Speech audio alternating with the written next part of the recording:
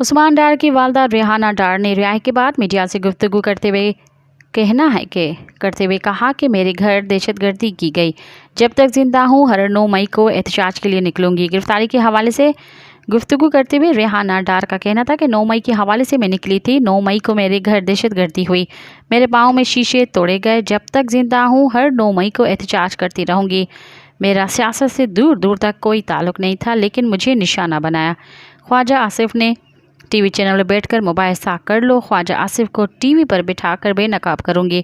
خواجہ آصف کو 8 فروری کو شکست دیتے ہوئے پوری دنیا نے دیکھا ہے۔ ریحانہ ڈار کا مزید کہنا تھا کہ خواجہ آصف کو کوئی MNA نہیں سمجھتا، تم نے لوگوں کے گھر توڑوائے۔ خواجہ آصف، تم نے خود لوگوں کے دلوں میں نفرت ڈالی ہے۔ سیالکوٹ کے بہادر ماؤں اور بہادر بیٹیوں نے میرا ساتھ دیا ہے، اگر لوگوں نے خاموشی سے 8 فروری کو تم سے بدلہ لیا۔